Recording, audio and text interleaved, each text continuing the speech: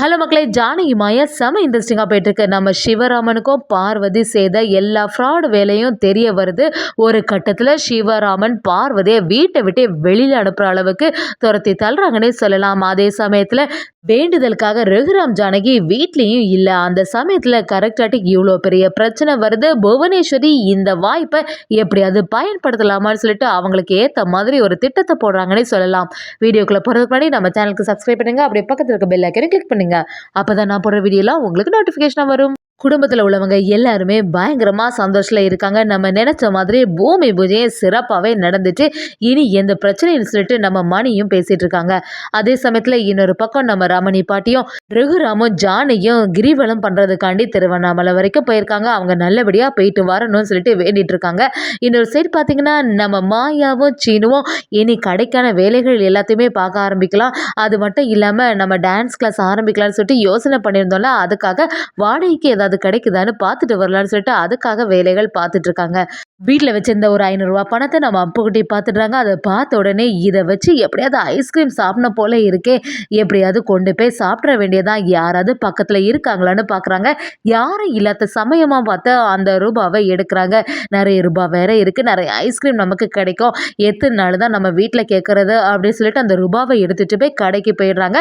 கடையில் போய் 2 ஐஸ்கிரீமும் வாங்கிடுறாங்க. யாருக்கும் தெரியாமல் அப்புக்குட்டி அப்படியே அந்த ஐஸ்கிரீமை எடுத்துகிட்டு வந்து யாராவது பார்த்தாங்கன்னா, எப்படி இந்த ஐஸ்கிரீம் உனக்கு கையில் வந்தது, பணம் எடுத்து விசாரிக்க ஆரம்பிச்சிடுவாங்க. பேசாமல் வெளியில இருந்து இதை சாப்பிட்டுட்டு போயிடலான்னு சொல்லிட்டு அப்புக்குட்டி ஒரு பிளான் பண்ணி ஐஸ்கிரீம் எல்லாம் சாப்பிட்டுட்டு வீட்டுக்கு வந்துடுறாங்க. அதே சமயத்தில் வீட்டுக்கு வந்த உடனே அங்கே உள்ளவங்க எல்லாரும் என்னடா இதில் வச்சிருந்த பணத்தை காணலையே, இங்கே தானே நம்ம வச்சிருந்தோம்னு சொல்லிட்டு தேட ஆரம்பிக்கிறாங்க. இன்னொரு பக்கம் பார்த்தீங்கன்னா கரெக்டான சமயத்தில் நம்ம மாயாவும் சீனுவும் அந்த இடத்துல வராங்க.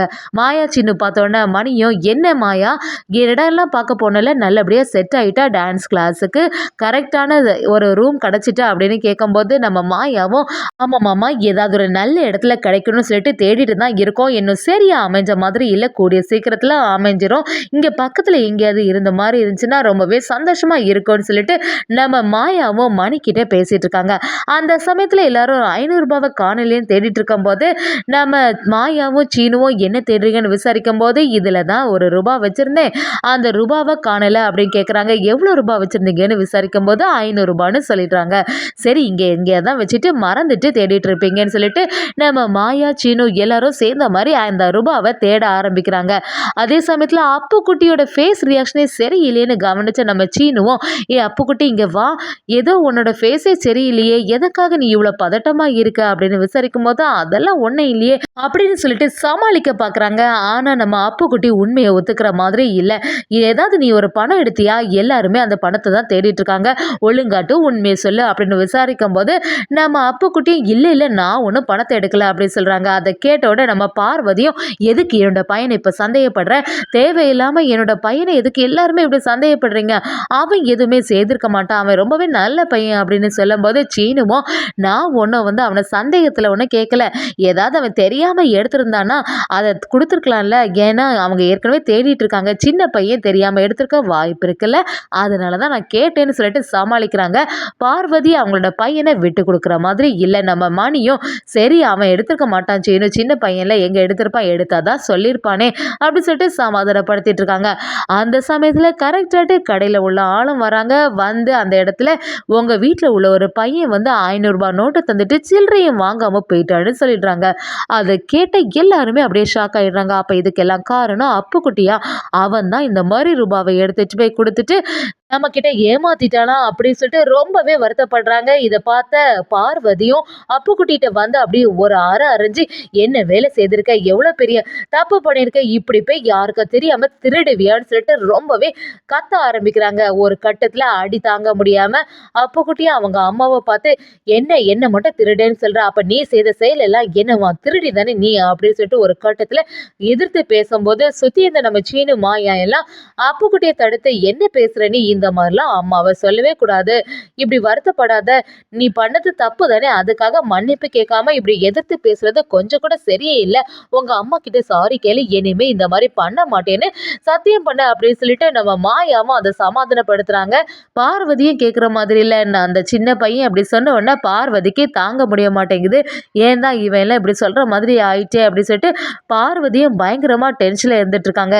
அதே சமயத்துல நம்ம சிவராமன் அந்த இடத்துல வரும்போது இப்படி அவனோட பையன் இப்படி ஒரு குற்றத்தை செய்துட்டான்னு தெரிஞ்ச உடனே சிவராமன் பயங்கரமா டென்ஷன் ஆறாங்க. என்னடா பண்ணிட்டு, எதுக்கு இந்த மாதிரி செய்த, இப்படி ஒரு செயலை நீ செய்யவே கூடாது, இது பயங்கரமான தப்பான செயல், இனிமே இதை செய்தேன்னா அடுத்து நடக்கிறதே வேறன்னு சொல்லி நம்ம சிவராமனும் அவங்களோட பையனை தண்டிக்க ஆரம்பிக்கிறாங்க. தண்டிச்சு முடிச்ச உடனே நம்ம சிவராமனுக்கு கொஞ்சம் வருத்தமா இருக்கு, நம்ம பையனை ரொம்பவே திட்டோமோ, எதுக்கும் அவனை சமாதானப்படுத்துவோன்னு சொல்லிட்டு யோசனையில இருக்கும்போது அதுக்கு முன்னாடி நம்ம தனா அப்போ கூட்டிட்டு வந்து, எதுக்கு இப்ப நீ அழுதுட்டு இருக்க, எதுவும் வருத்தப்படாதடா, எல்லாருமே உன்னோட நல்லது கணிதனே சொல்லுவோம், நீ பண்ணது தப்பு தானே, இனிமே இந்த மாதிரி செய்யாம இரு, ஏதோ இந்த ஒரு தடவை தெரியாம பண்ணிட்டு அதுக்காக மறுபடியும் பண்ணாத அப்படின்னு சொல்லிட்டு சமாதானப்படுத்துறாங்க.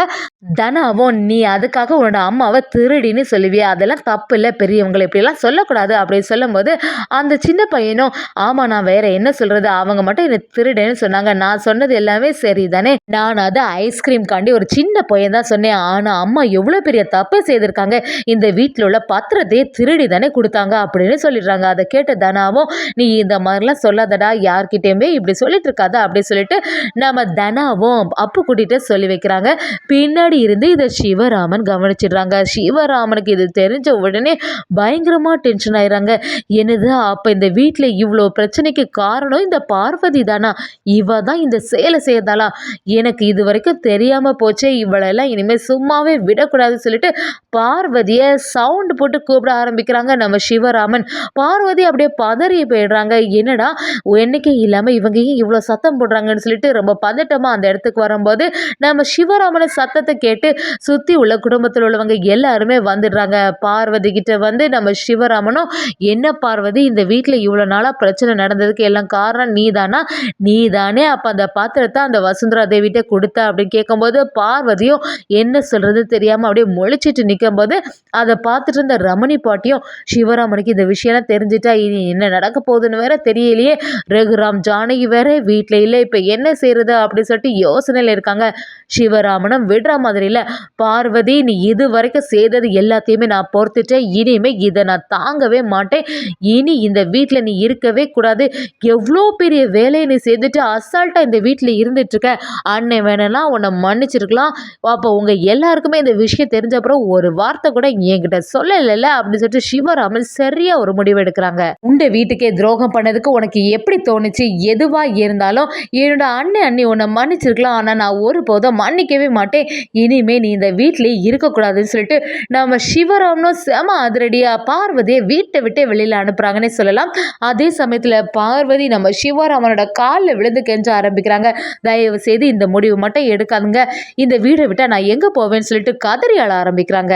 என்னதான் இருந்தாலும் சிவராமன் இந்த வாட்டி பார்வதியை மன்னிக்கிற மாதிரி இல்லை. கரெக்டான சமயத்தில் நம்ம ரகுராம் ஜானகி வேற வீட்டில் இல்லை. அதே சமயத்தில் பார்வதியை எப்படியாவது பகடக்காயா நம்ம புவனேஸ்வரி யூஸ் பண்ணலாமான்னு சொல்லிட்டு அதுக்கான திட்டத்தை போடுறாங்கன்னு சொல்லலாம்.